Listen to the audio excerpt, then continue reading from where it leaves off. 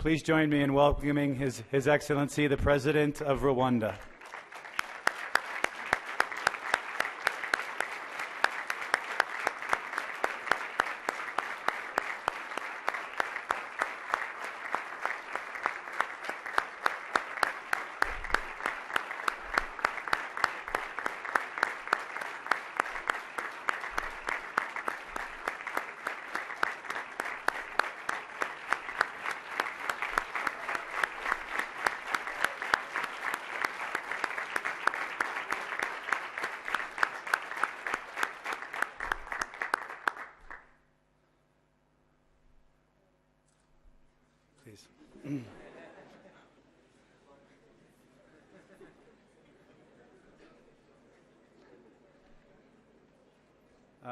First, I'd like to begin by thanking you, Mr. President, for allowing us to be a part of this very important event, Transform Africa, and more importantly, thank you for spending some time with us this evening. We know your time is very precious, so we're very grateful for your participation here tonight. I wanted to start off just very quickly in telling you a bit more about Dr. Orjuan and Athgo, and then after the introduction, as I mentioned, Armean is going to announce the 5 finalists from today. That will be, the finalists will come to the stage. Each will be given an opportunity to give a 30-second overview of what they presented to us today in longer form, and then we will announce the winners. After the winners are announced, we will then transition to a keynote dialogue between you, Mr. President, and Dr. Orjuan. So with your permission, I'd like to proceed. Okay, thank you. As I mentioned to you before, this is Athgo's 10th year of offering these kinds of entrepreneurial forums. We've offered very similar programs in over 30 times before. We believe we've impacted entrepreneurs from over 80 countries and probably approximating over 100,000 individuals that have benefited from these programs that we offer. These forums they're the brainchild of Dr. Armean Orjuan, who throughout his career has had a passion for entrepreneurship, but more than just wanting to talk about entrepreneurship, but to be really involved in an applied way and provide innovation and capacity building capabilities and services to young people like those of you in the room today. So this was his idea. This was his vision more than 10 years ago. In addition to being the founder and chairman of Athgo, he's also a UN broadband commissioner. So he's somebody that is intimately familiar with information communication technology, particularly in the developing world. So before we proceed, if you would just give these two a round of applause once again. Thank you very much.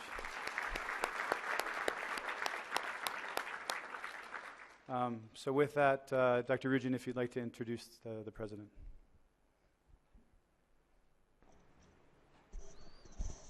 I'm still getting used to these buttons. Well, I have the honor here to be in the presence of a gentleman who needs no introduction,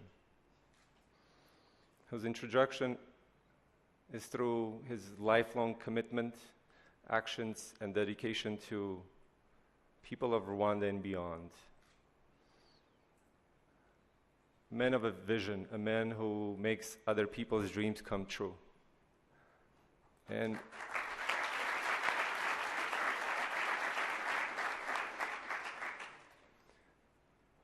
with all sincerity, one of the greatest persons I've ever met in my life.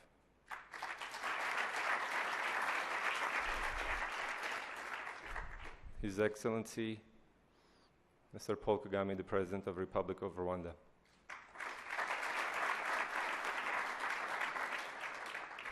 Mr. President, thank you again for inviting Athgo International to come to Rwanda. It's been a privilege. Through this, we've got the opportunity to work with brilliant young men and women from 14 African countries.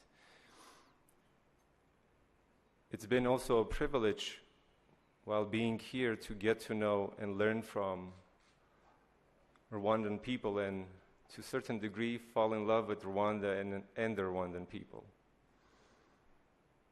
one never knows until you come and you meet and you greet and you see the hospitality, the intelligence, the commitment of the people.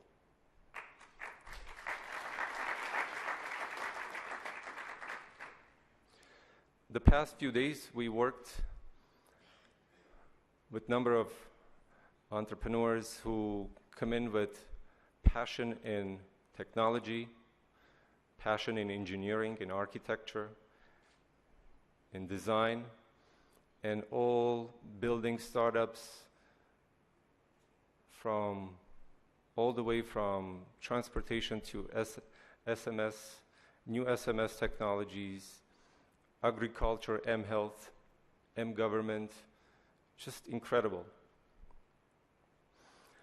So we're here, we want to celebrate some of their successes, and we've been having a great difficulty in trying to separate 5 that we want to publicly recognize today for their excellence, for the work that they've done, for the fact that they've turned their ideas and prototypes into actual startups, actual businesses that is going to support them, their families, people that they know, their communities.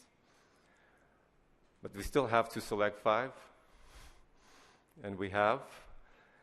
And with your permission, we would like to call on those 5 that we've selected. We're going to recognize them. When I call on your name, just please briefly stand up. We're going to recognize you, and then we'll have you sit down. Just know that I'm going to be calling on 5 finalists. The order doesn't matter. Doesn't mean you're the first place or the 5th place, because I personally don't know. And that will be done later. Speaking of which, I will announce them in 1 second.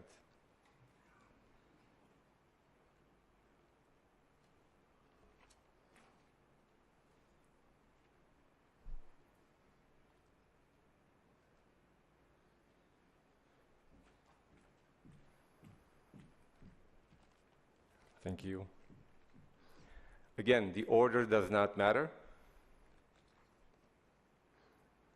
One of the finalists is Fishmate.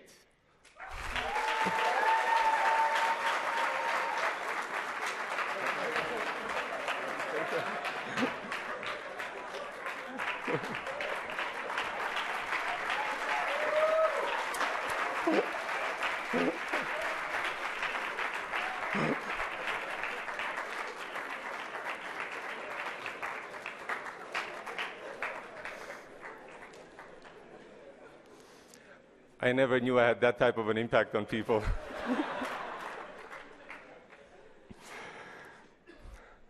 All right, so let's continue this excitement with M-Notify.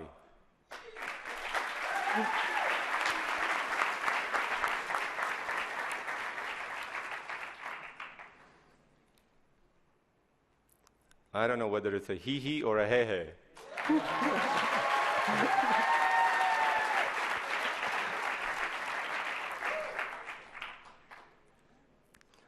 Mobycraft.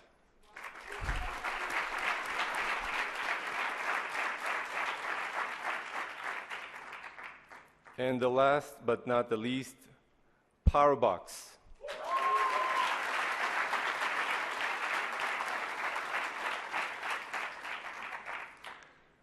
Mr. President, with your permission, I would like to invite the spokespeople from each of the startups to come and meet Dr. Reeson, who will make the actual introductions of who has actually taken the top prize and others.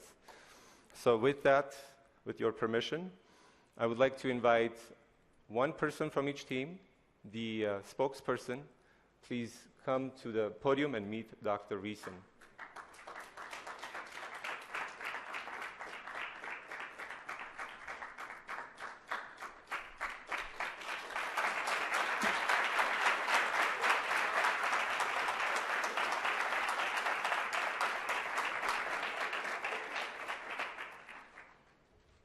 Okay, so starting with Fishmate, starting with Fishmate, we're going to give each of the teams an opportunity to present 30 seconds on their concept.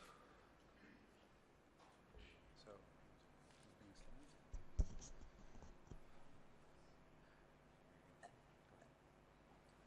thank you so much for this opportunity.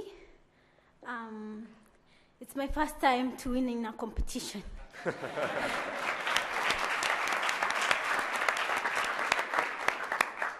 And it's also my first time to meet a president.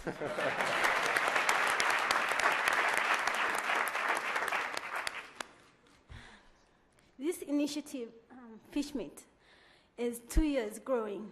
What my dream was to create a platform, an online platform for buying and selling of fish. This is strictly to influence the fish industry in Kenya, which is suffering not because it's inefficient, but because people in the value chain keep it from growing. So, and the people who are keeping it from growing is the middlemen. So my platform is an online platform for buying and selling of fish and creating support for the Mama Samaki in Lake Victoria. Thank you.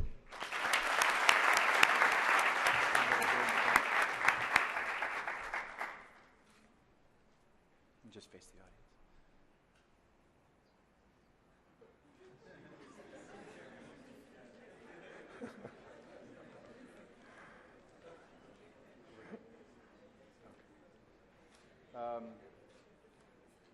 I'm notified.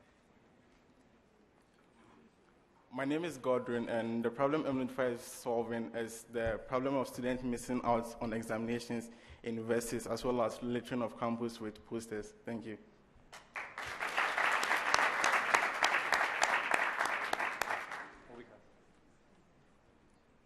Good evening. I'm very humbled, and first allow me to thank God, because when I was coming to Rwanda, I prayed and I said, when I get to this podium, I'll acknowledge you.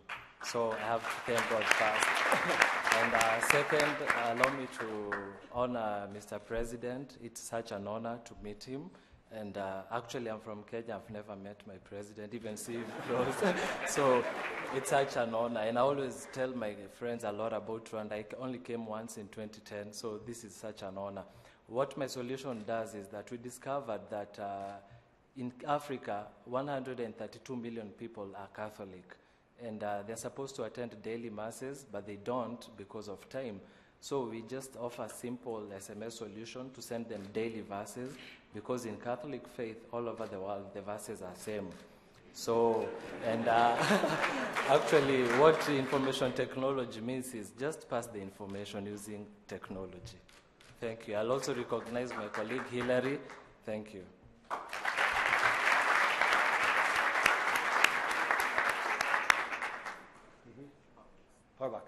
Powerbox. Thank you very much for this opportunity. I would like to thank the Athgo team in the beginning, because when we were coming, we didn't know exactly what to expect.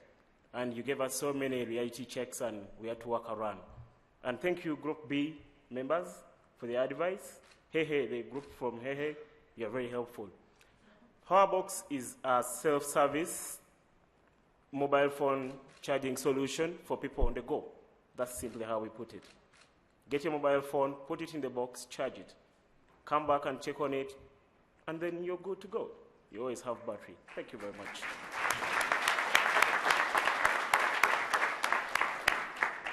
And last, hee.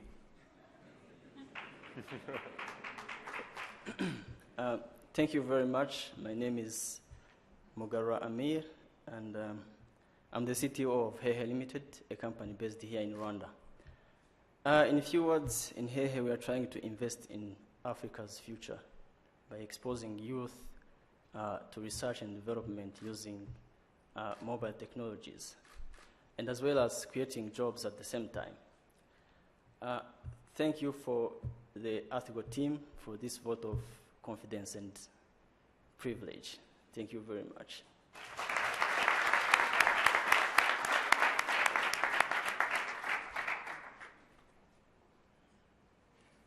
Okay. Okay, next we're going to proceed with the award announcement. I'd like to ask Jan and Lukman to approach the stage.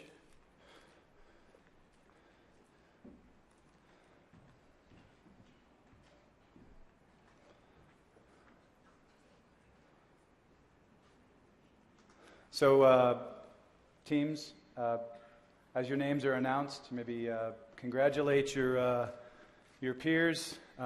Please walk around in front of the podium, up the stairs, approach Dr. Orjuan, and then His Excellency after, okay? So, starting with the 5th place award. In 5th place, M. Notify.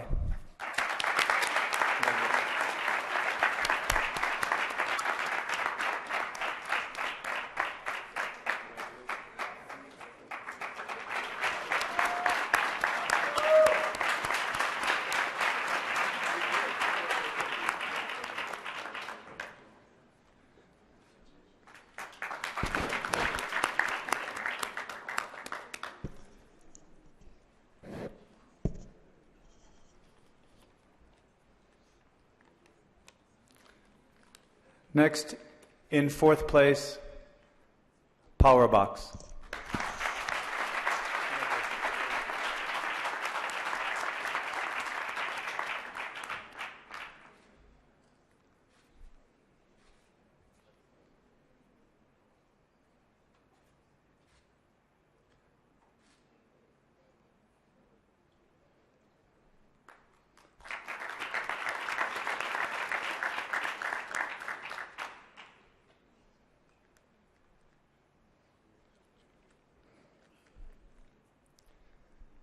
In 3rd place, Fishmate.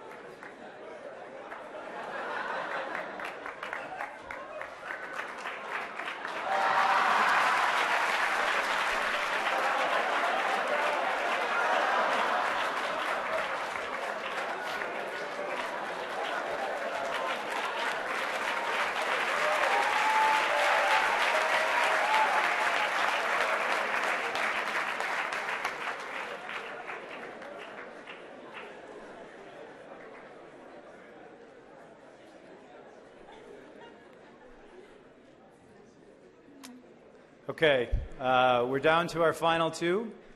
I can say that for all 5 positions, it was extremely close, but it was particularly close at the top.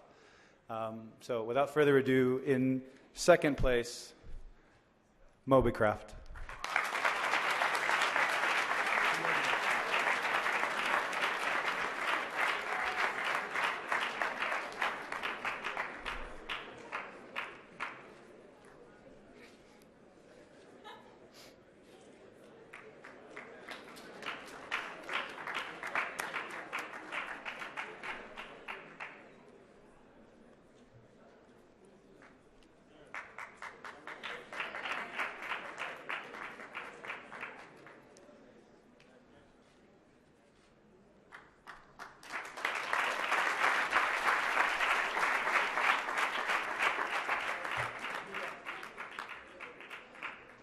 So that leaves only one.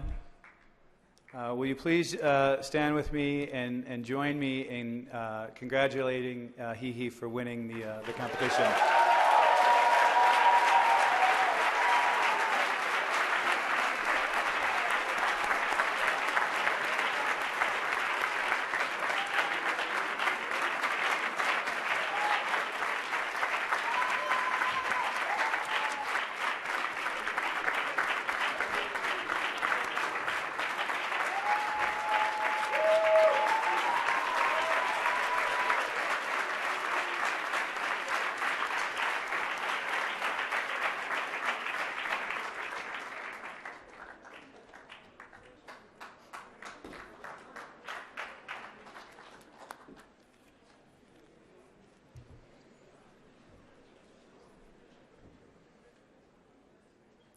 How about one final applause? Congratulations to everyone. Thank you.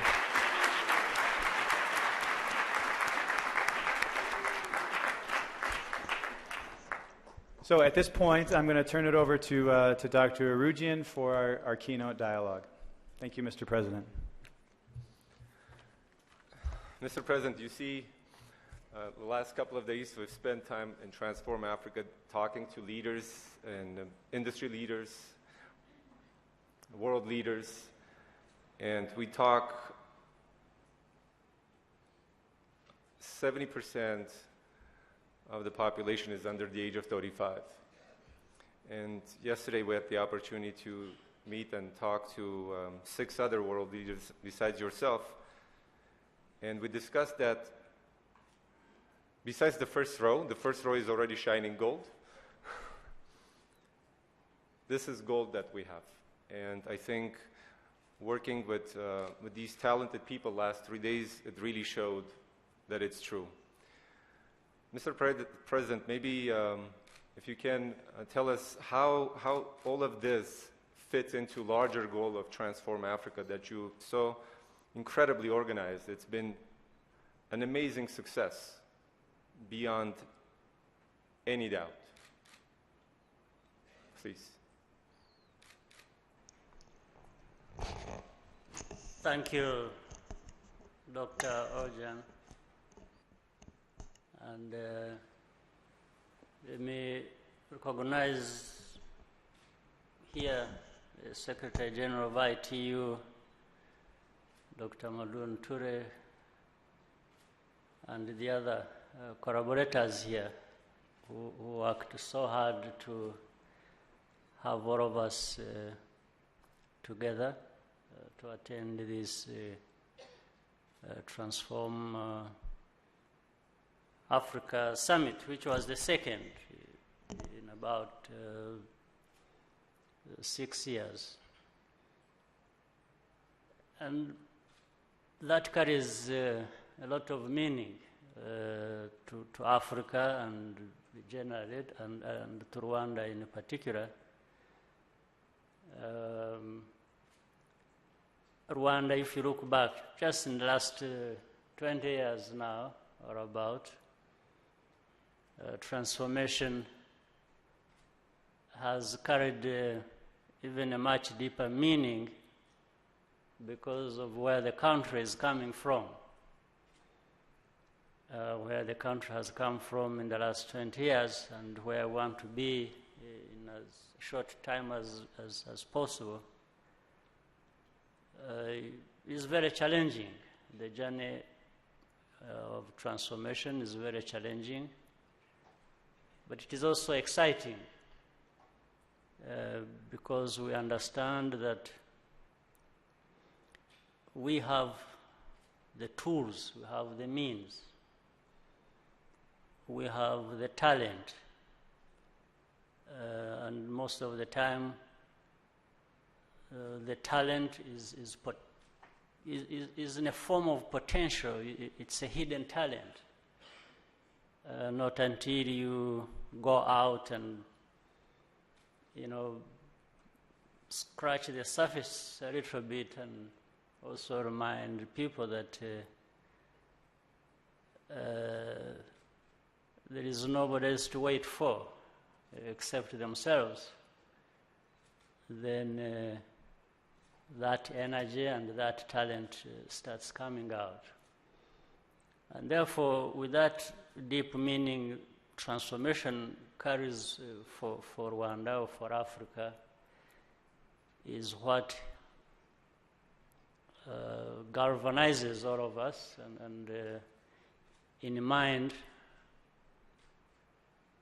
the bigger talent is that we have not realized, especially in our youth, our young people, the young people of Rwanda and the young people of Africa, and also building on the knowledge, the skills, the expertise that is already available in the world, and starting with you, Dr. Orjuan, whom I want to thank very much for taking your time and being with us all this long and agreeing to share with us, with our people, and what it really needs to bring out the kind of talent and energy required for a meaningful future of the young people who are here, which means a bright future for the country they belong to or for the continent they belong to. It was and has been and will continue to be of great importance. So I wanted to thank you for doing that. So really for us, putting this together and being mindful that it is important to have such a young people be part of this. On one hand, to some of us, it feels and sounds very obvious. So it doesn't take much to think about it. Sometimes it takes more to do it. But we try and do both. So that's how we are here for ourselves. We are here for other people, our people who are not with us. We are here for our country and for our continent. And thank you for being the link to the rest of the world as well in this particular case. It's been, thank you.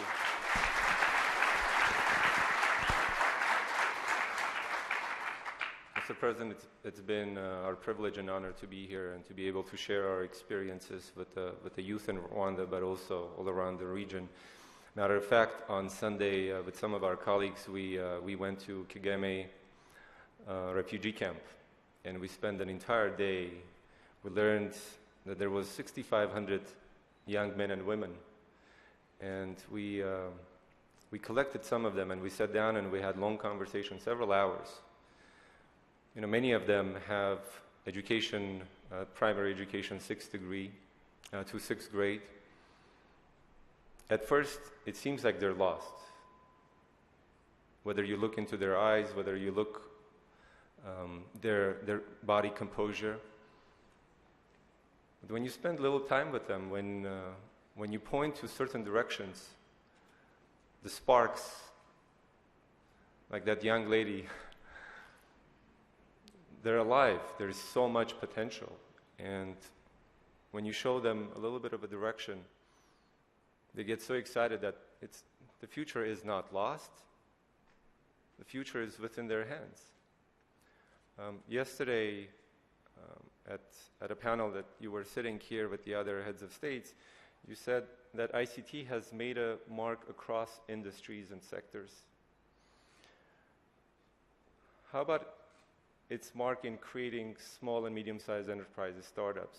Has ICT made that type of a leap in Rwanda, where you can see actually an acceleration of SMEs, where it could just go beyond the industrial areas and go into rural areas and at some point graduate into refugee camps? We have always, in all our policies and programs, Rwanda has been, and the leaders and working with everybody, we put people at the center of everything we are trying to do. Therefore, even when people are talking about 4G, LTE in the ICT sector, it's not about just the towns and people in the city here, and we are thinking ahead and saying, how does this trickle down and have an effect on the ordinary people in the rural areas doing their different things? And certainly that's how we come even to think of what is it that we can do to make sure that the activities in different sectors are well served to the extent that most of the population is covered. And that's how SMEs are thought about. And one of the key roles, for example, of an institution we have created, the Rwanda Development Board, is actually to think about that. How do we connect everybody in the country in what they are able to do, and we try and enhance that by bringing to them what otherwise has not been so common yet that is within our means. And that's how we go down to the ordinary people or cooperatives or, small startups that people are thinking about in improving their lives. So there are different programs driven by the board, and in coordination with the private sector, and also linking with the government structures in a decentralized way that go down to the grassroots. So we are thinking about this because we know transformation has to be sector-wide, country-wide, and has to, link the top and the bottom, and you make sure that everything is moving. So that is the challenge we have, but also that we constantly try to turn into opportunity for the many lives that deserve to have those opportunities. Another thing that I really appreciated yesterday when ICT was named as a utility. I thought that's an appropriate way of describing it. In your opinion, should entrepreneurship to a certain degree be considered as utility as well? And in such ways that there is a formal way of integrating young people and their activities in this space? In a sense, that is really what it means. Even when we are talking about utility of any kind, as we said, whether it is electricity or water or broadband or other things, it's about how you are already thinking ahead and saying, how is this going to serve the people in different ways? So broadening the scope and the definition of utility is important, because you are thinking beyond the utility itself. You are thinking about what the purpose is and what it serves and how that impacts on the transformation of people is all about. Our startups that we were working with this last 3-4 days, and they're more high potential, high growth driven. There are several ingredients that go with success of high potential businesses, namely, and there are 3 things: skills, funding, and market. Larger market for you to be able to grow it. Now, I visited K-Lab, great facility, and congratulations on having a new facility of that nature in Kigali. Visited K-Lab, spoke to entrepreneurs there and university students and what have you. It's amazing. You would think everyone will point to funding. That's what we don't have. There was not a single mention of money. Not a single time any of them talked about money. Talked about skills and where they can sell it to. So marketplace and knowledge-based skills in particular. I'm sure the young people here would love to hear from you, from their leader, what in particularly is being thought of or being done in Rwanda in terms of expanding skills generation as well as having access to a greater market. There are things we do nationally here in Rwanda, and we also think beyond Rwanda and look at the wider market of the East African community, which brings 5 countries together and 135 million people, but which also gives access to even other millions in the wider setting of our continent.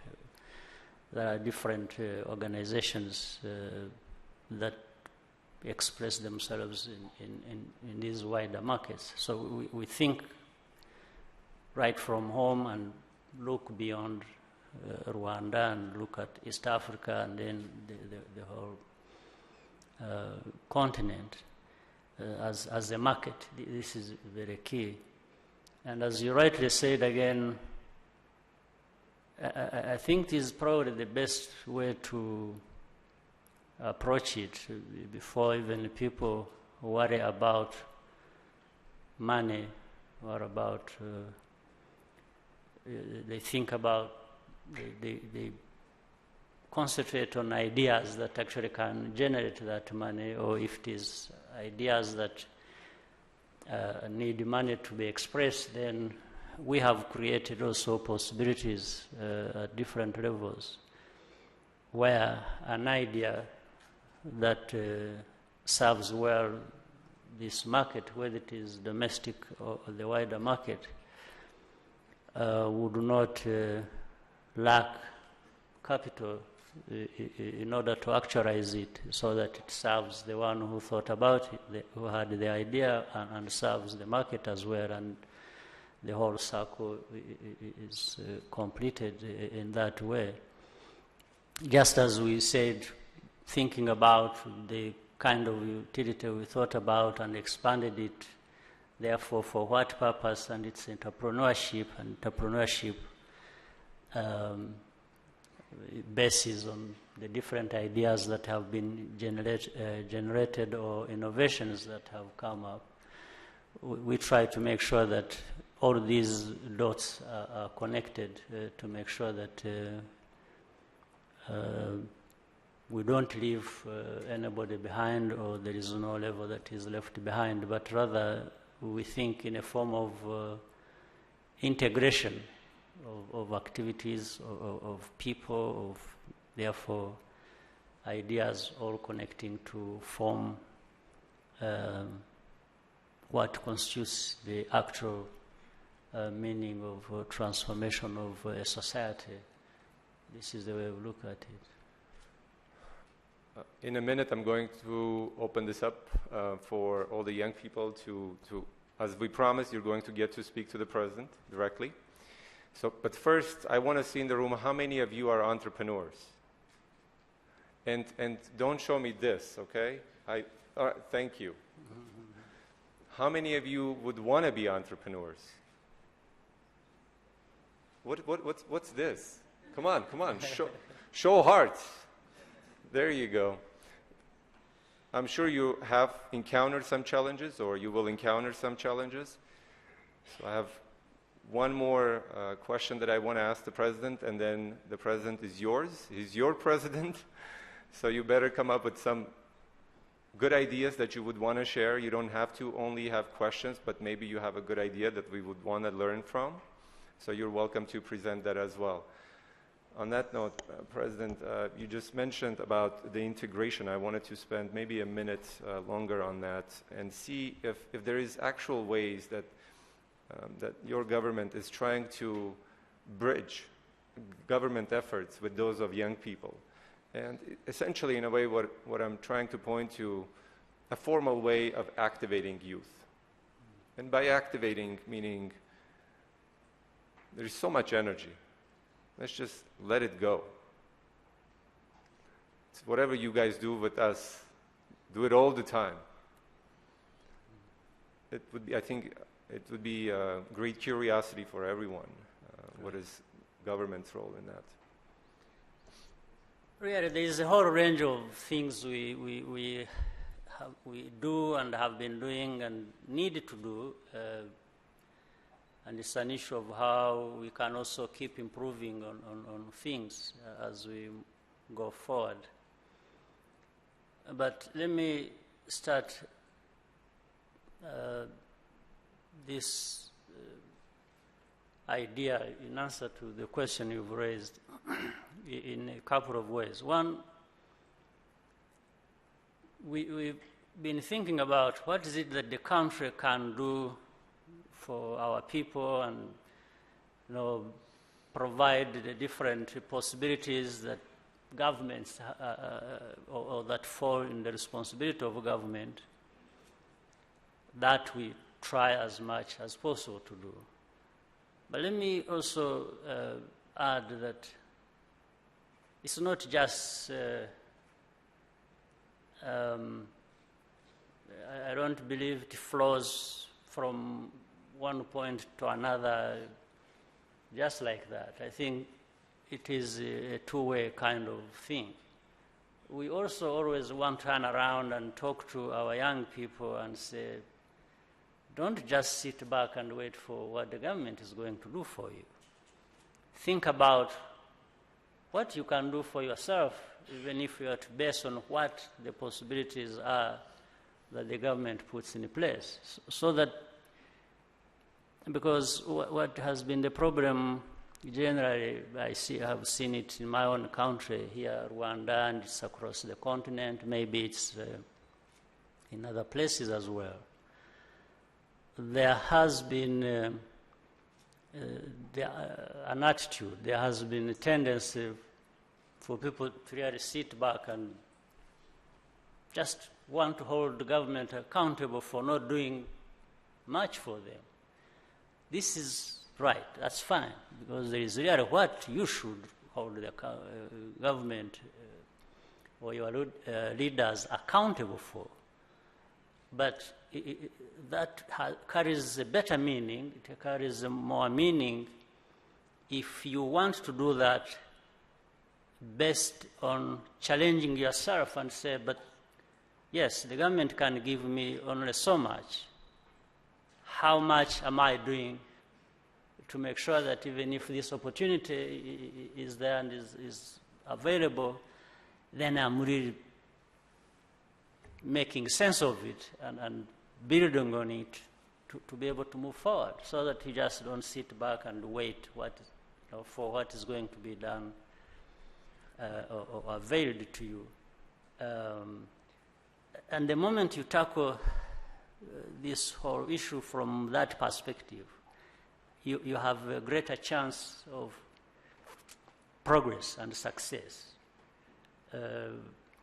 so that there is no apportioning blame and, the blame game that that characterizes many societies. If we can reduce that and just take responsibility. So young people need to be reminded that there is a lot to hold themselves accountable for.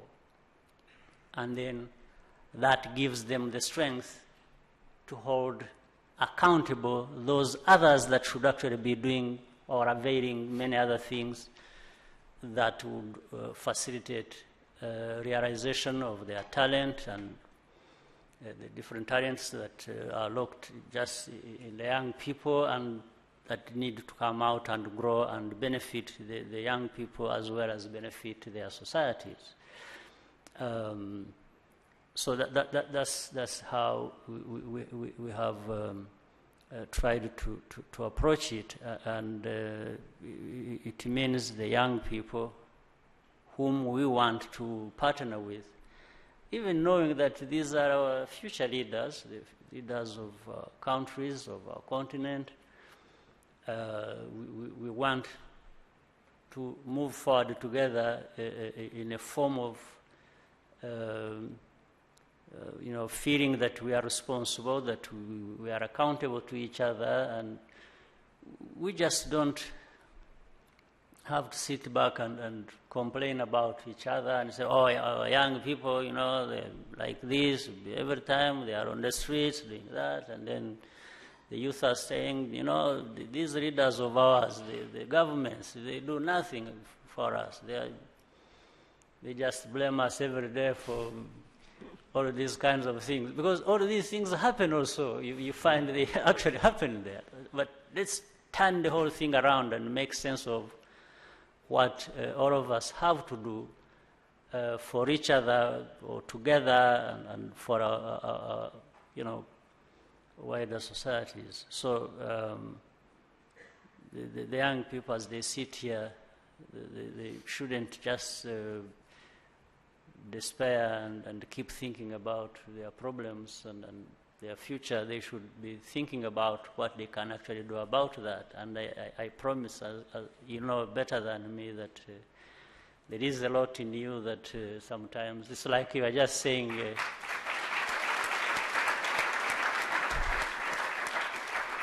It's like Dr. Orjuan, you were saying a while ago, when you ask them to put their hands up, some people tried to do this, others this, so why don't you do this? It's as simple as that. So even it's like the opportunity, seizing the opportunity. If you do this, you seize half of the opportunity. If you do that, it's a full opportunity. So it depends on how high you move your hand and how much you exercise your thinking and your desire to do things, knowing that even they have impact beyond yourself. They serve other people, and when other people are served well, that serves you even much better also. So it's really always wanting to create a win-win kind of situation. Where the society, and these are, of course, this is easier said than done, as always, but if things can be done, they should be done. I can assure you, though, working with these guys last couple of days, you don't have to worry about these guys. They're not going to point a finger or wait for anything. They're doers. On that note, with your permission, I would like to pass the mic to Dr. Tim Reeson for him to conduct a moderation with our young people, asking questions to Your Excellency. Sure. Before we do that, how about a round of applause for His Excellency Dr.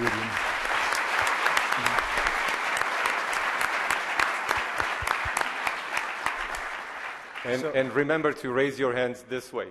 Not halfway, you're not going to get your name called. Yeah, so just some guidelines for the questions. As Dr. Orjuan said, raise your hand in the air. I'll call on each of you. When you have an opportunity to ask a question, I'd like you to first say 4 things. Tell us your name, what organization you represent, where you're from, and who on the stage you are addressing your question to. Okay, so with that, this young lady right here in the front. My name is Hawa. I'm from Mali, and I'm here as the president of the Association of Malian Graduates and Students in France. The first time I met the President Kagame was last May during Rwanda Day in London, and I was really inspired by his speech, and I asked him to share its message with every African presidents. And I've decided also to take my part and to share his message of dignity with young people. So we organizing the International Hope Week here in Kigali next December. We would like to bring many African young people from different countries, from West Africa, East, Southern, and so on, because most of the time I've noticed that we do not know each other. So we would like to come here in Rwanda, because Rwanda is really inspiring for me, and I would like other young people to be inspired also. So we have the chance to have the support of the Rwanda Youth Minister, Mr. Nsengimana, and I'm very pleased to be here also with Dr. Hamadoun Toure, who is Malian, and my Mali young minister, Mr. Diarra, who is here. So I would like to share this with you and invite all young people here also to come back in Rwanda. This is my first time. I really feel home. What we are going to do is not especially about ICT, but ICT will help us to share our message. So thank you very much. Thank you. You have my full backing for that. And most welcome. And actually, I remember her raised the issue. Some of the made some good comments in London. I remember. So I'm glad you've been able even to play your part, as you have said. And so welcome.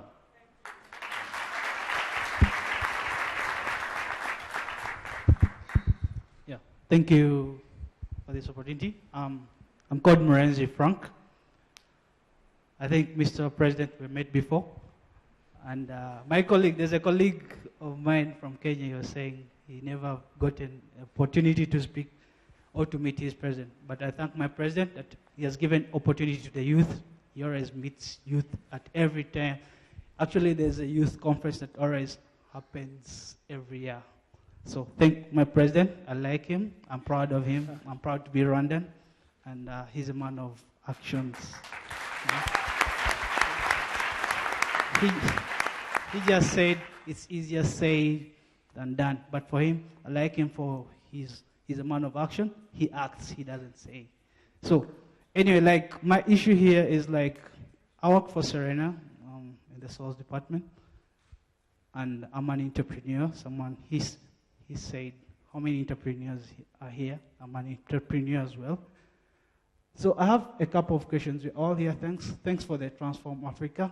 It was brought home, and it's really a big opportunity to meet different people from around. And it's really making Rwanda a home of different people. Someone from Mali is already thanking to be around and wanting to make Rwanda a home.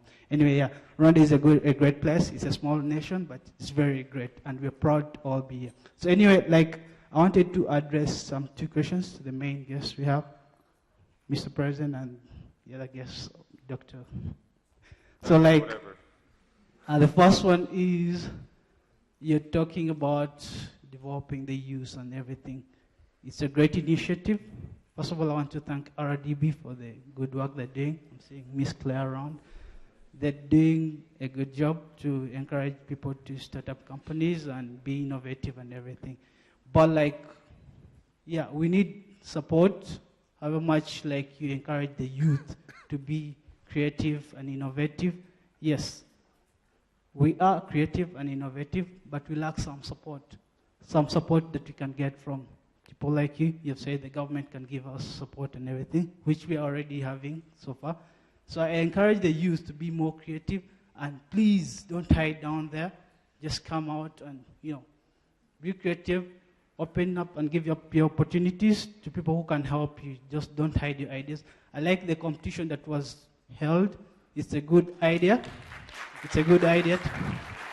Yeah, like it's a good idea for the competitions. But another things to do with competitions. Let me hope like this competition you've done, the checks I've seen are going to be given out so quickly. Because like there's another.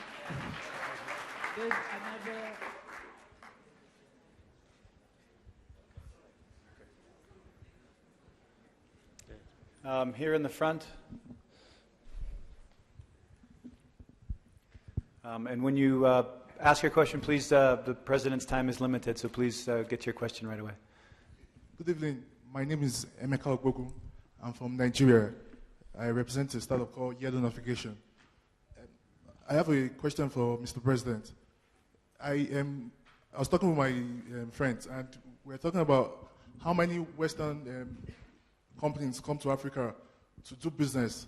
And we're talking like these guys, the government could create a policy where those companies, they adopt startups and give them access to capital and top management, whereby the government give them incentive like tax holiday for a while.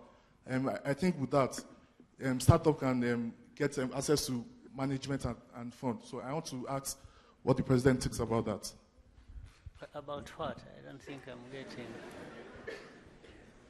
Okay, right. I said there are so many Western companies coming to do business.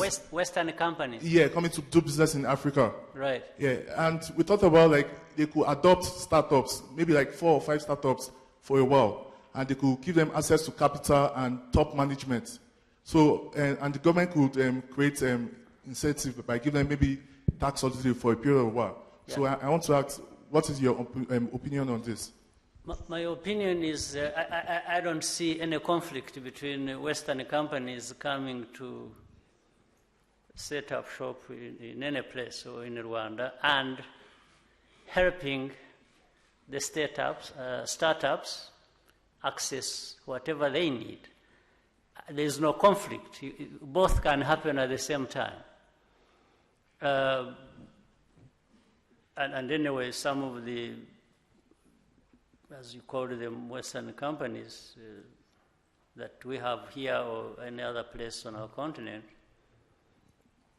they employ people. They employ Africans. They employ, people of different countries. But as that happens, so startups should also happen, and it doesn't, as long as countries have thought about ways of helping, as we said earlier, people with ideas to be able to express them in a form of entrepreneurship and be supported in any way that they deserve. I don't see any problem. They can happen, and they should happen all at the same time. We shouldn't suppress one for the other. We want both of them. Thank you. Good evening. My name is Faduma, and I consider myself a global citizen, but I'm from Somalia. My question is to you. There's a lot of dreamers, visionaries, entrepreneurs here in the world, but I wanted to ask you one question about, if you can give us one advice to be successful, what would be one key advice that you can give us, or something that keeps you motivated, that we can take that in and also go about in accomplishing our dream and becoming a hero and a leader like you are today? Thank you. I don't think there's such a thing that is there waiting for people to grab and run with to be successful. But certainly, I think as people have been discussing all for these days we have been here, and people become successful in different ways, in different things, and being successful means you have an idea, or there was a problem, you want to deal with it, you want to grow, you want to develop, you really want to aspire and achieve your aspirations. So you have to have a good idea, you have to work hard. Young people, you have to work hard. There are no shortcuts. When you're talking about different things here that are very exciting, don't be thinking about shortcuts. No. Think about achieving as fast as you can, but always bear in mind that comes with hard work, means putting much thought and time into it. It can be shorter, it can be longer, but you have to start from wanting to invest yourself, your thinking, your energy, your passion into what you are doing,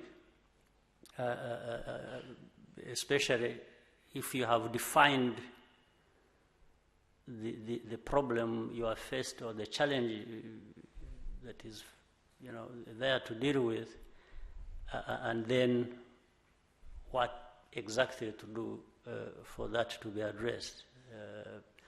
whether it is a goal or ambition or an aspiration you have in mind, it's about and being sometimes success may come after so many attempts and so many failures. So success doesn't just come every time at the time we want it. But you always want to keep wanting success, isn't it? Even when you fail in one attempt, keep wanting success, and then you might try another route, and so on and so forth. So when you are down, you should never be out. You should always be wanting to come up again and move on. So success is very precious, but it doesn't come as easy as that. You really want to work hard. I guess one way of looking at what young lady was just asking, you need just to find something that you love doing in life and make a living out of it. It's as simple as it is. Then there will be not a single day that you need to worry about waking up to go to work. Your life will be a rosy flower. And those really successful people, you wonder why they get up at 4 a.m., go over hours. They have no concern about any of that. It's because it comes from heart. Right. It's the best medicine to success. Black shirt, glasses. Thank you, Your Excellency. My name is Giovanni Athgo. I'm the General Manager of KLab. At KLab, our philosophy is we never have questions. Instead, we have solutions, because KLab it stands for Knowledge Lab, which is an innovation center specifically for ICT. We are a group of youth who meet on a daily basis, trying to solve the daily challenges that Rwandans face or the entire continent faces. So the reason I'm standing is purposely to thank Dr. Armean. He did make it to KLab and shared us his success story and some of the key factors that one needs to succeed. I also take this opportunity to call youth who could be here and haven't joined us at KLab to join us, because at KLab you'll find an ecosystem that you can never find anywhere else on this continent. We have Carnegie Mellon mentoring us at KLab. We also have BSc giving us the fastest internet in Rwanda. So this is an opportunity for me to call those other people who haven't joined us to come and create solutions and be more innovative. Thank you.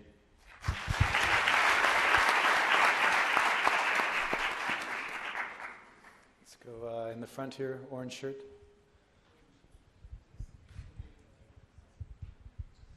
Good evening, Mr. President. My name is Thompson Luther, and Doctor, I really have a suggestion. I'm from Tanzania, and right now we are only 3 Tanzanians in this room. And I believe it's a great opportunity. I'm really happy, but I'm so sure there are great minds outside there in Tanzania, Kenya, South Africa, which are more bright than me, but they don't get these opportunities. So my suggestion to you, Doctor, was if you could try use technology, share whatever you're sharing with us with the entire world, which will make your work so much easier than just waiting to go there physically. It will really help, and with the help of Mr. President, you can try to convince the other heads of states and use that platform to help Africa.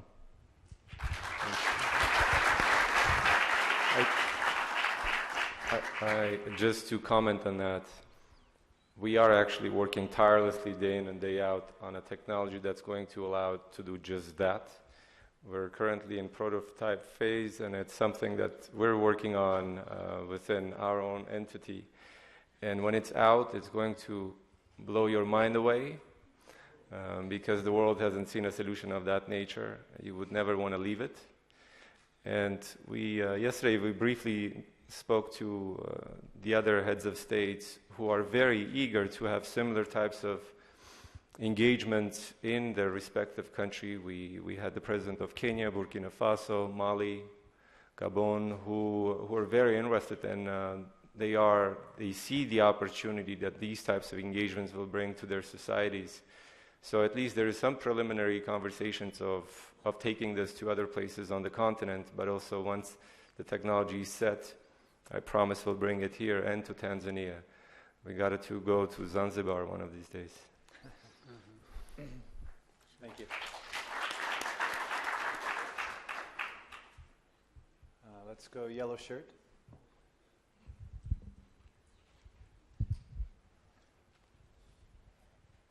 Good evening. My name is Wamahoro Nadia.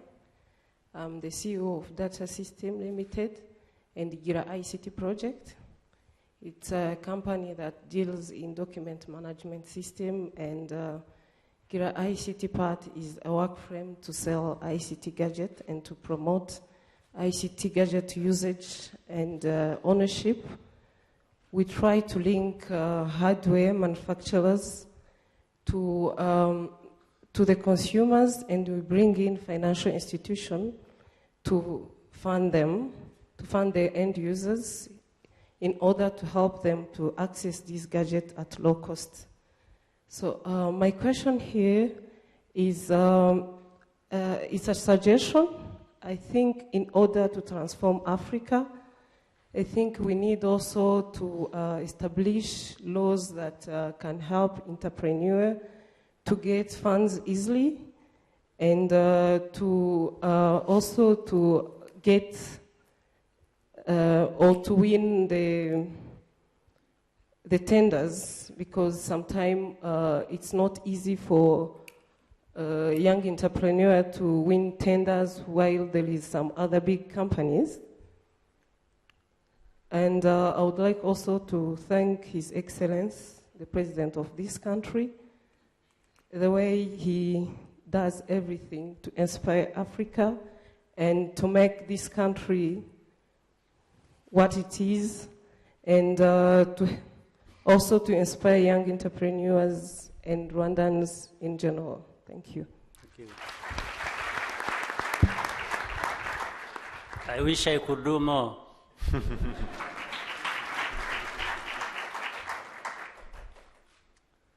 Let's go, the young lady right here in gray.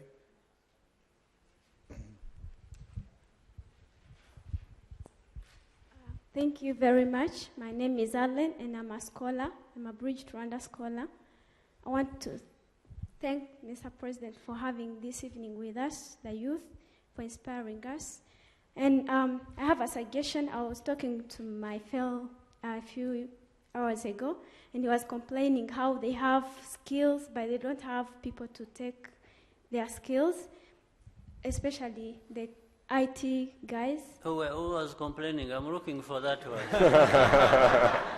I'm looking for that one with the skills. He was telling me that when he goes to present his idea and his products, they first ask him the stuff, the what. They're like, they don't understand him. And my problem, and I mean my idea. It's not understandable. And my idea is, he's been telling me that they think Rwandans can't produce quality things, and I think that's not true, because some people do. And my idea is this: let's help those who produce quality products get known. I want to give you an example. If we could advertise like the RTV advertises every baby. I mean, if we could advertise something like that, I promise you it will have market. And please, young entrepreneurs who are here, try and produce quality things so that people will not judge you. Thank you.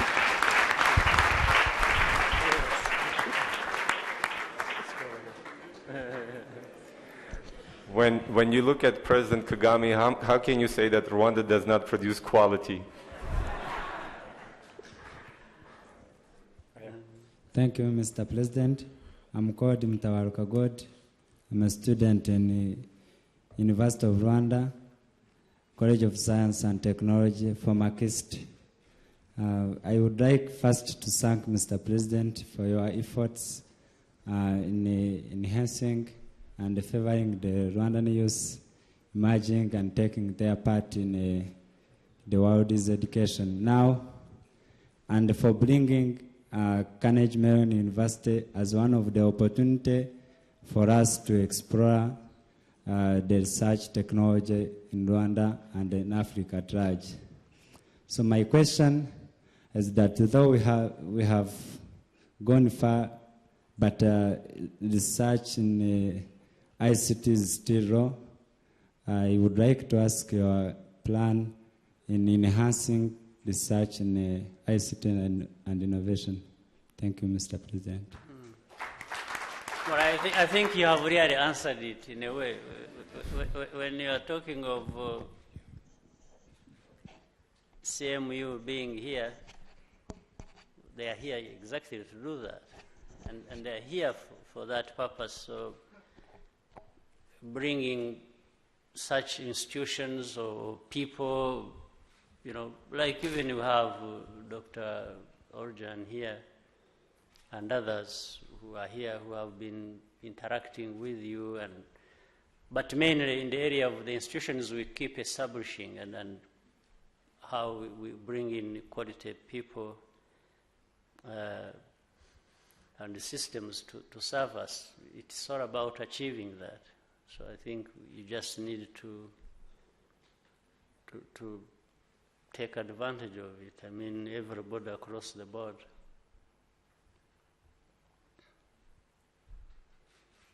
In front.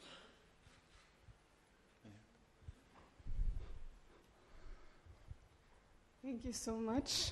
I wish I had a T-shirt written, "I love my president." You have it. Exactly.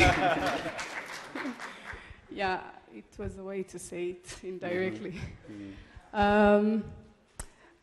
You said we need to seize our opportunity. I want to seize this one for me to ask to meet with you, so that I'm going to say it loud. You will all get the idea. I kept this idea in mind for a long time, so I wanted to meet with you so that I can talk about it and try to implement it. It's an idea of a smart Rwandan, smart restaurant with Rwandan food. I've never seen Rwandan cuisine anywhere. It's dying. People are forgetting about it, and I know it's there. So as there is Chinese food or Italian food or American food everywhere, I thought about that. So you've all heard it. Don't steal it from me. So why did you have to wait? RDB is a good place to help you. Mm-hmm. It doesn't even have to wait for the appointment with me, which may come very late. But okay. The other one is waiting to. So they're hearing it from you, so it will give me a push. My other question was about. I wanted to ask how favoritism. You think about getting rid of favoritism. I mean, like if I have a cousin who has something and I'm in a certain level that I can provide the service easily, the cousin would come first, even if the solution is not the best. I take the cousin instead of the best solution. They talked about it in tenders. I heard it happening every time. I mean, very often, not every time. How are you planning to getting rid of favoritism, that way of... You need to get rid of it, because you are the one thinking about it. I don't think about it.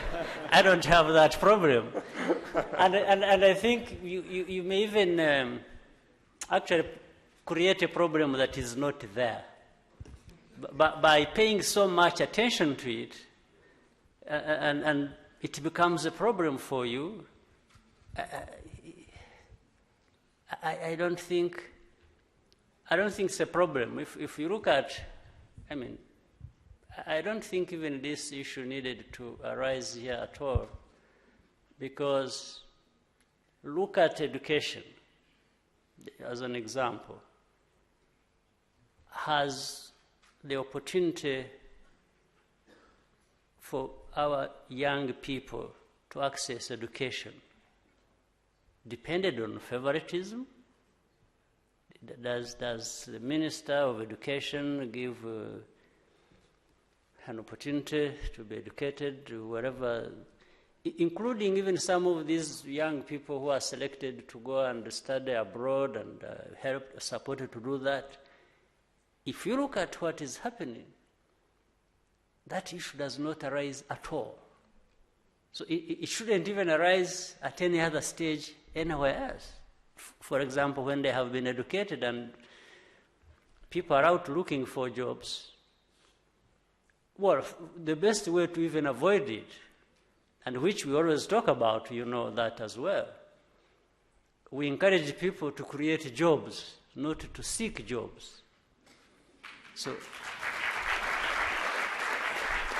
if you are making an effort to, you know, develop an idea, to base on it, to do something, to, you know, job creators rather than job seekers, I don't think the issue of cousin is come up here.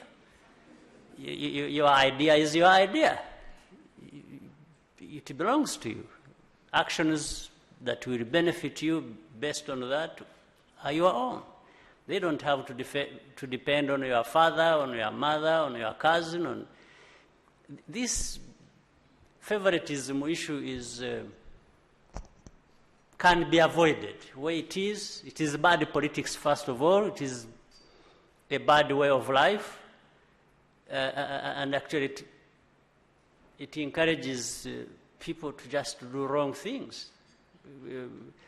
Favoritism is another form of corruption. If you are thinking of doing something and you're only thinking about or to give an opportunity because of your position you may have in a government or something, and instead of thinking of people, your own people, the people you lead, meaning the whole society, and then you just confine yourself to a relative or something, it's just bad manners, it's just bad politics.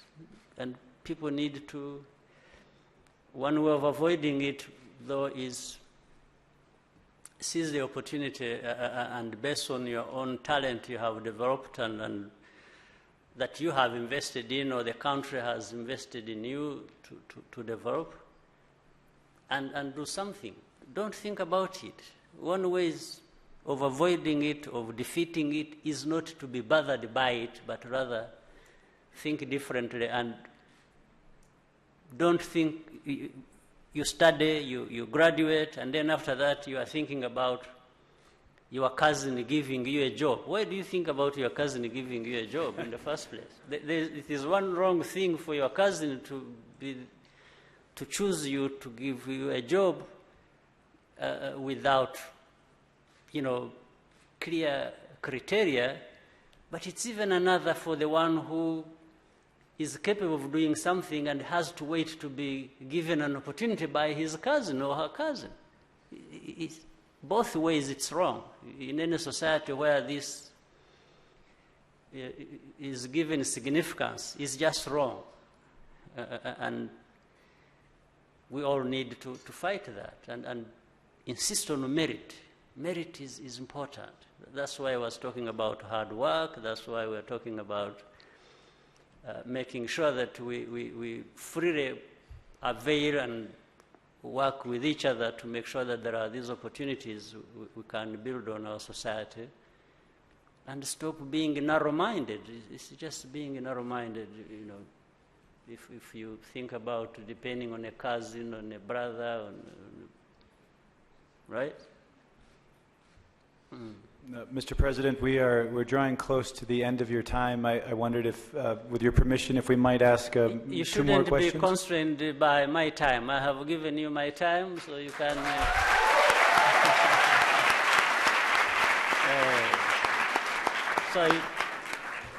for as long as they are useful questions. So Okay. let's talk about that. So with that in mind, if you have a useful question, raise your hand. Let's go. Okay, this vocal gentleman right here. It better be useful. Thank you, Mr. President, for giving me this opportunity. My name's Ben Karenzi.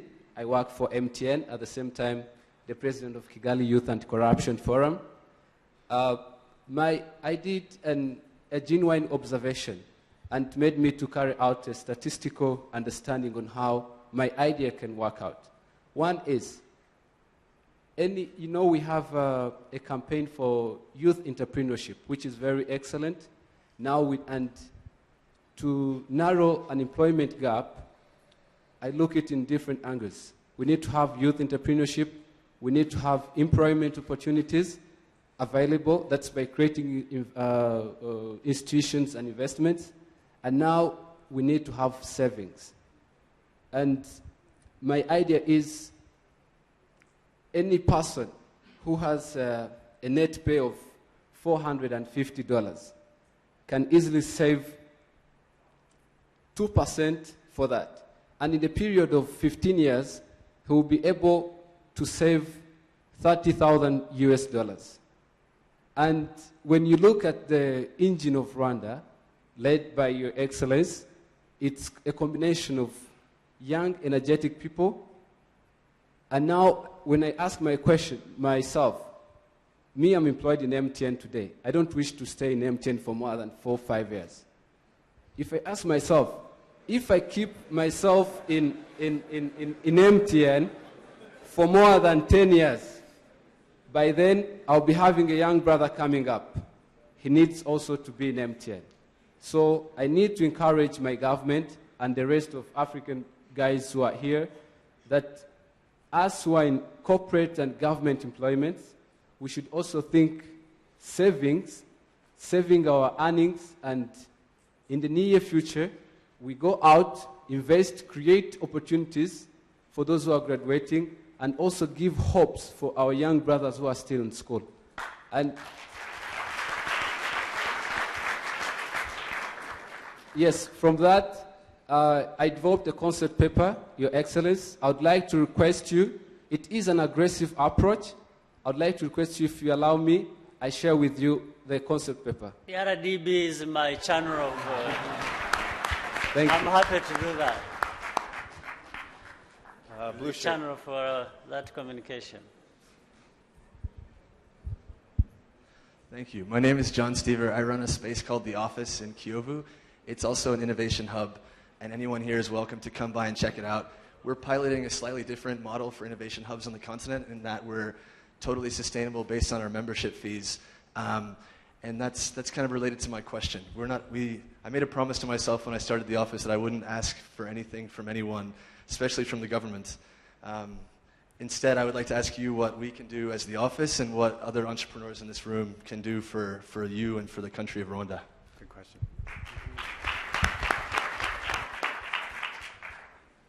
Just to do more of what you are doing and connect with our people. I mean, you had the other ones, somebody mentioned that there are people complaining that they have skills, they don't know how to put them to good use. I think you would help in that.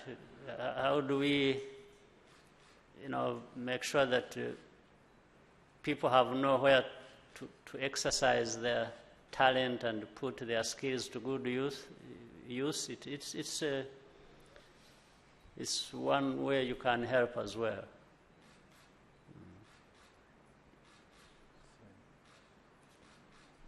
Let's go in the back, in the blue shirt. Thank you very much, Your Excellency. My name is Yves Radukunda. I'm actually a recent graduate from Oklahoma. I was a Rwanda Presidential Scholar, so I want to take this opportunity to thank you for the opportunity to do my studies in the States. Well, this summit, Transform Africa, had different sessions on smart health, smart education, smart agriculture, and others. Recently, I was talking with students at KIST in architecture department in design. One of the students asked me a question that, what can I do as a designer? There's nothing much I can do to help the country. Because what is now really the focus is ICT and really technology. And my challenge to the student was, there is much you can do because technology, whether it's engineering and ICT in any way, is always influenced by the designers. But again, after investigating at KIST, I realized also that there is no collaboration between departments, that engineers focus on their projects and other departments focus on their projects. So my suggestion here would be, how can we encourage education to promote collaboration between different disciplines in universities? Because I think that, in my opinion, might affect the level of innovations that we are receiving. Because I'm realizing that there will be a need to bridge that gap in order to have real innovations, creative ideas that will take us to the next level. Thank you. The education leaders are here present. I think they are listening. Those gaps need not be there. If they are there, they can be filled.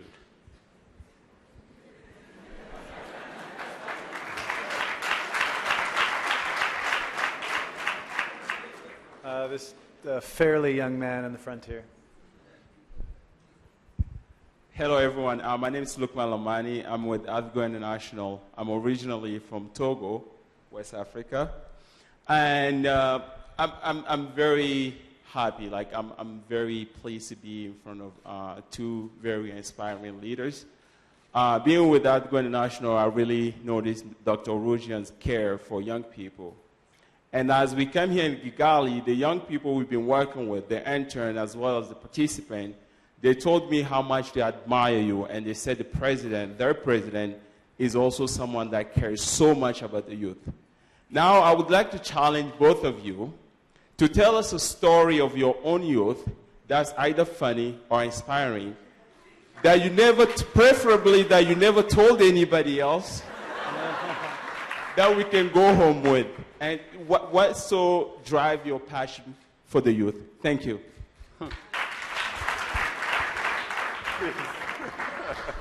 If there is a story like that I've never told anybody, it must be for a reason.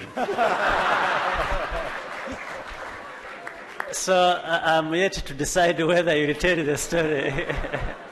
That will be for another time. Go ahead.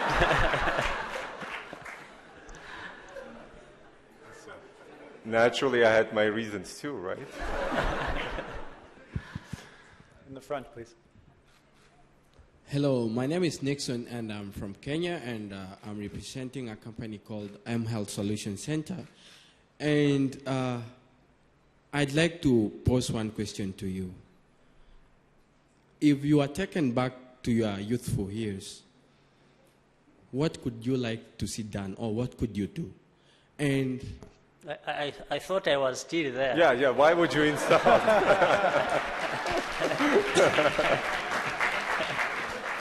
Go ahead. And one more thing I could like to pose to you. I know the Transform Africa Summit is ending tomorrow. So I'll be following closely, and I'm kindly requesting you to pose the same question to the other leaders so that we can actually get other ideas from there. Thank you. Well, that's why I said I thought I was still in my youthful years. But, well, looking back, I think my youthful years have been full of challenges and trying to make sense of those challenges. And I think I can just tell young people here or our leaders, my colleagues, we live for a purpose as individuals or as societies, and we just have to do the best we can, bearing in mind that there are responsibilities we carry for ourselves or for others, and at any one time there are things you can do and that will have a meaning to you or have a meaning to others. So it's just having that in mind that will influence any other actions or things people get involved with. So for my youthful years, which I thought I was still enjoying, have not been a waste. I tried to make sense of that, and I want to continue making sense of what is still left in me to do and what I can do. And one thing is just to come here and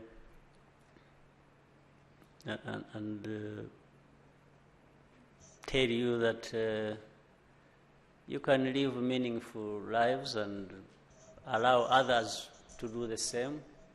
And if others live meaningful lives, and it feeds back into your own lives. So that's the way I can put it.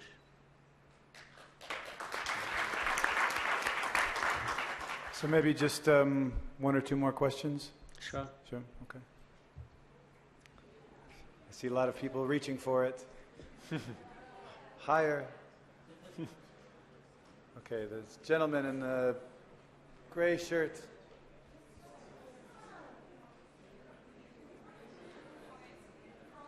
Right here in front.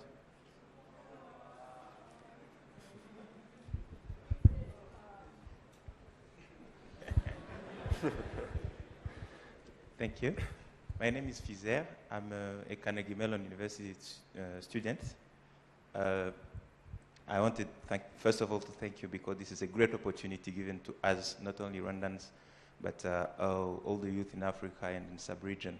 So I am part of the first promotion that started last year. So from what we've learned up to now, there's something I can summarize it maybe in one sentence. Looking at ICT solutions, we used to look at them as products, as stuff that we use. But now we start seeing them on technology level, where we challenge the technology itself. And where we can say, is this technology the right thing for us? Or can we phrase it in another way? Now, someone asked a question about research. And I wanted to phrase it into another way and say, we are studying, we are getting great skills, and maybe being encouraged to create our own jobs and go and perform as we can. But this research thing is very important and very key to have a support from the government and have, like for most advanced countries in technologies, they really put a huge budget, an important budget on research itself. So I wanted to know in coming years, what is the strategy of the government of Rwanda for researchers to get really places and enough means to work on these emerging technologies, but to contextualize them and put them into what we need exactly. An example is creating solutions where we have, let's say, a payment method. Today, we're no longer thinking of necessary PayPal or Visa. Today, we have mobile money, we have local solutions, African solutions. We want to integrate them to our to our solutions. So now, tomorrow, if another technology emerges, we want to be at that level of understanding the technology, working really hard on that technology just to put it on the level of what we need. And this requires really the government to support this sector of research. So that's where I wanted to ask, what is the strategy? Thank you. But I hope there is no confusion here. And you are the right person maybe to clarify this. You are a student at CMU, the branch here. What you are doing there, what you are studying there, how is it divorced from research? I thought you are studying at the same time you are doing research. I thought it is part of the whole study. I thought they were actually together. I didn't know there was one process and then there's another somewhere else. I think I'm getting lost a little bit with that because, no, and if you are saying, you are aware also under Ministry of Education, there is a whole department actually supposed to deal with research in education at all levels. But I thought it is better to look at it in a way that the two are fused, the whole process, and the higher you go, the more research that is actually necessary, and that coming together with the different academic endeavors that you are undertaking. So the budget for that specific area, if you will, if you want to take it away from what it should be together with, is also relative to other pieces of the budget that goes into education generally or other academic endeavors that we have to undertake. And it is there. Now, if it is not enough, it's because maybe the budget for education overall is not enough. So, because they are closely linked. So, and I'm raising this because when you say, research, then what you are doing at your level, and say we are not having, even if you think you are not having enough invested in the research area, it's because even in other areas, actually there is not enough. But I want to look at it in a way that they actually move together. So, I don't know, Minister of Education, if there is probably something I'm missing, if you want to really have anything you want to say. Or if you understand the question, because I don't.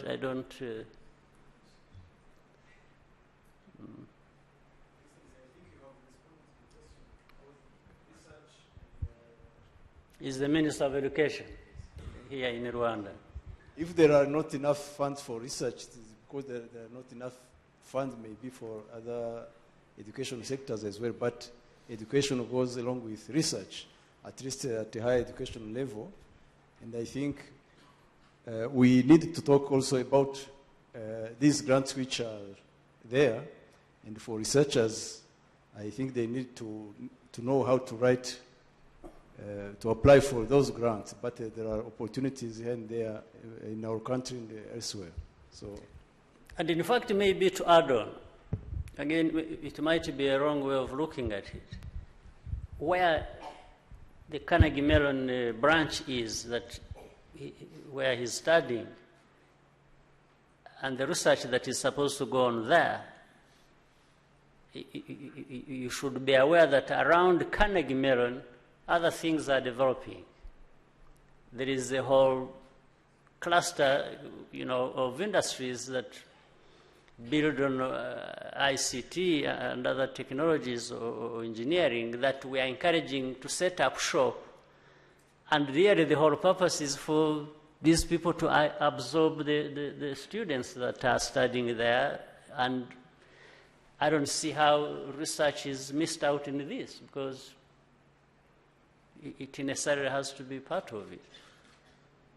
That's why some of the industries are being invited to come and establish themselves, technology industries and others, around the CMU that is built there.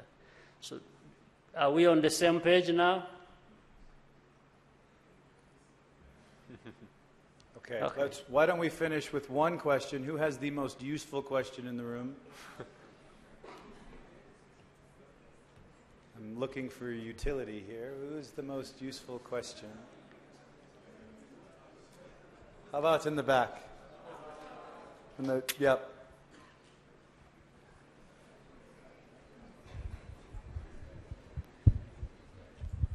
Thank you very much, Your Excellency. My name is Janvier Tsove, and I'm a British to Rwanda scholar, but I'm not the one who was complaining. I have two questions. No, one. Okay. Yes. I'll put them into one. Quickly, also in British Rwanda, we're doing great job. It as business. Okay, yeah. Mm-hmm. In British Rwanda, we're doing a great job. We're being taught how to think critically, and we're being helped to compete for international scholarships to go in the US and Canada and Europe to get a better education. So my question basically is, what is missing in Rwandan education so that maybe even Americans, Chinese and Japanese can also compete to get scholarships in Rwanda to be admitted in Rwanda? And how can we find that thing? Thank you very much. You see, I was going to interject when you said the useful question. Let me qualify what the useful question should have been in this case. The useful question is that question you may take advantage of asking here that probably you wouldn't have an opportunity to ask elsewhere. Now, because you see, some of the questions people are bringing up are questions we deal with every day anyway, and that things that can be sorted out in-house. But here there is a whole range of people from across the continent and beyond, and so on and so forth. There are some of those questions that actually they would want to actively participate in. But let me go back to the comment you have made. You see, you when you are on a journey, or even before you start running, you start with a step. And you move. You don't necessarily jump and you are where you want to be. There is a journey to travel. So the question you're talking about, I think, should have been obvious to you right from the start, that we are building institutions, we are building systems, we are in the process of building. So the opportunity we have had to send students abroad, they don't go to just US, they go to other places as well. So the question is, we wish you could have everything here with us so that people don't have to go anywhere else, but actually people from other places come here as well. So I want to tell you that actually some people from elsewhere come here as well, depending on what they are looking for. I think you have seen many universities from even the United States or other places come here to do part of their studies here. There are many, you've seen them. But if it is to create institutions where people will compete to come here and study here, well, you know what it takes. It takes time, it takes resources, it takes a lot of things. So we are on a path to doing that. But before you achieve that, do you stop actually sending people elsewhere where they can get as much knowledge as they can, maybe that may not be provided here in the country, or you let things happen at the same time differently and satisfy different needs as you go along. I think this is the main issue.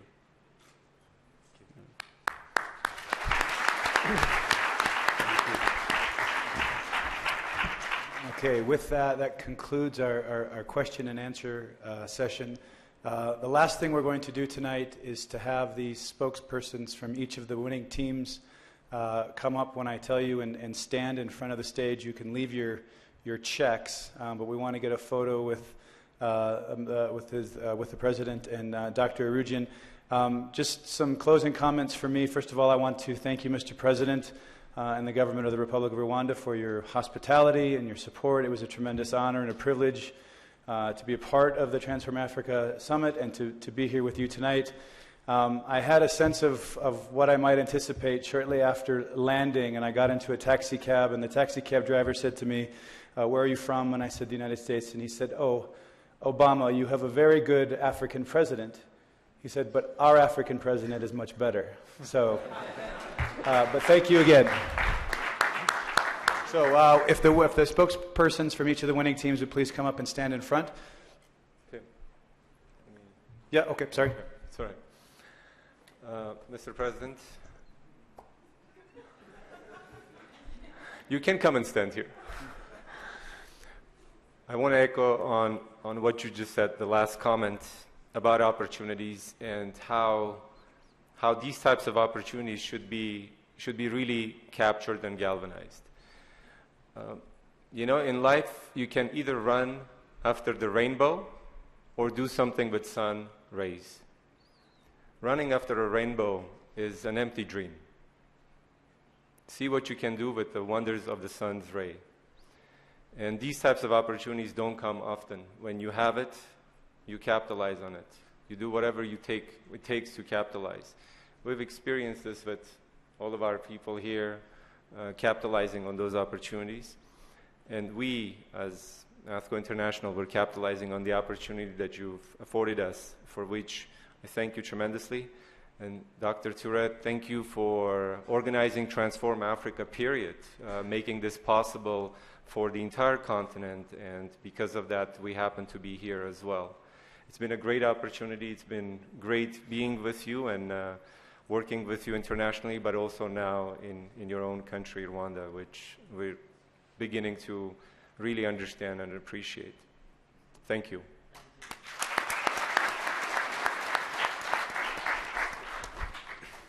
Okay, we'll take the photo. So if the spokespersons from each of the winning teams would please come stand in front on the lower level. And on the stage.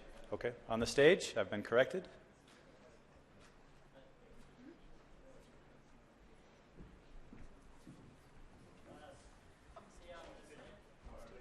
No, on the stage.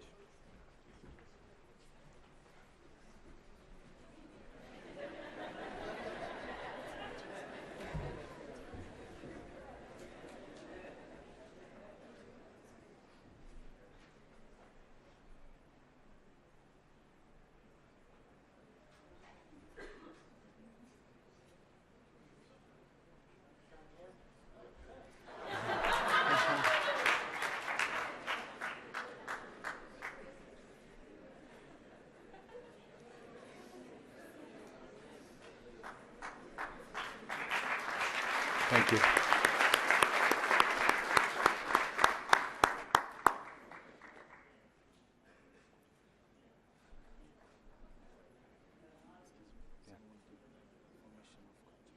Okay, downstairs.